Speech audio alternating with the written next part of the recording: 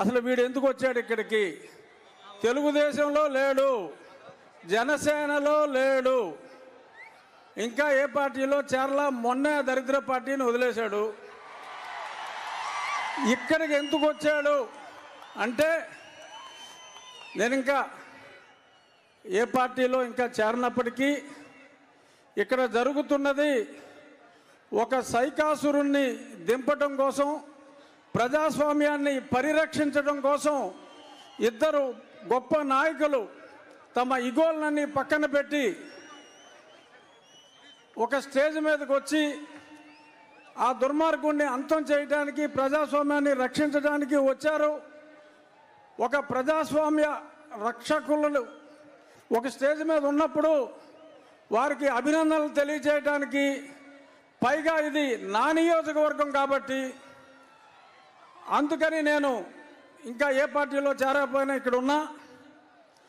ఇప్పుడు కృష్ణార్జునులాగా చంద్రబాబు నాయుడు గారు, పవన్ కళ్యాణ్ గారు ఆల్రెడీ కలిశారు.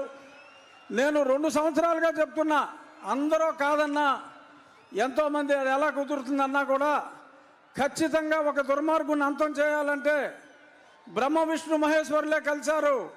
వీళ్ళు కలవాలి అన్నా వీరిద్దరూ ఇప్పుడు కలిశారు. అతి త్వరలో నా ఆకాంక్ష కృష్ణార్జునులై వీరిద్దరూ కురుక్షేత్రంలో ఈ 151 మంది అంటే అభినవ కౌరవులు 151 వీళ్ళందరినీ తుదముట్టించే కార్యక్రమంలో ఆనాడు ఆ జెండా మీద, కాషాయ జెండా మీద కపిరాజు ఉంటే నేను ఊహించేది నరేంద్ర మోడీ గారిని, తప్పకుండా పవన్ కళ్యాణ్ గారు అహర్నిశలు మొన్నే చెప్పారు, తిట్లు తిన్నా నేను వదిలేది లేదు అని. తప్పకుండా రాబోయే 4-5 రోజుల్లో ఒక గొప్ప అద్భుత సృష్టికి అంకురార్పణ జరిగి ఇప్పుడు మనల్ని సర్వనాశనం భ్రష్టు పట్టించిన వ్యక్తి చరిత్ర పుటల్లో కలిసిపోయే సమయం వచ్చింది. నేను రోజు మిమ్మల్ని 1 గంట సేపు వాయించేస్తున్నా రచ్చబండల పేరు చెప్పి.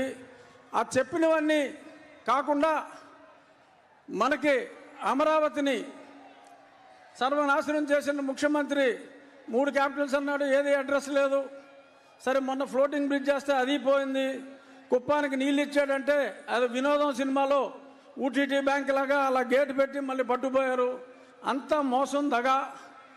రాజధాని లేని ఈ రాష్ట్రానికి ఈ ముఖ్యమంత్రి తీసుకొచ్చిన ఒక ఘనత ఏంటంటే ఆంధ్రప్రదేశ్ని ఒక క్యాపిటల్ చేశాడు. దేనికిరా అంటే డ్రగ్ క్యాపిటల్ ఆఫ్ ఇండియా చేశాడు.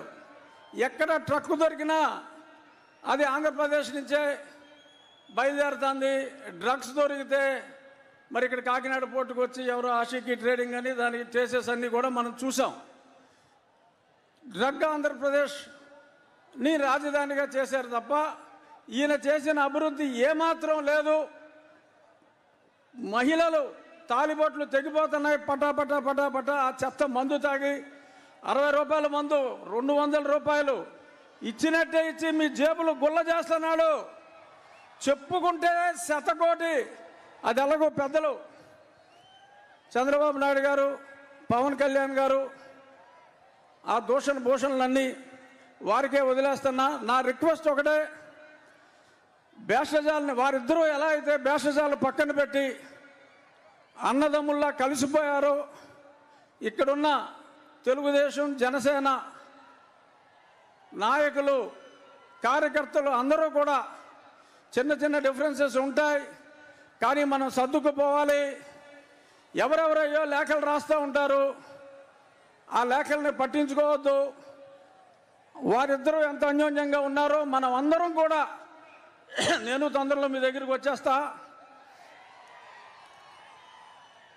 ఎప్పుడు మా ఈ సాక్షి పేపర్లో ఇంట్లో రాస్తూ ఉంటారు, ఊరికనే ఈయనకి ఆయన టికెట్ ఇవ్వడు, ఈయన టికెట్ ఇవ్వడు, ఆడ పని అవుట్ అని మాట్లాడుతూ ఉంటారు. వాళ్ళిద్దరు ఎదురుగుండానే చెప్తున్నా, మళ్ళీ నరసాపురంలో ఇదే కూటమి నుంచి నేను పోటీ చేస్తున్నా.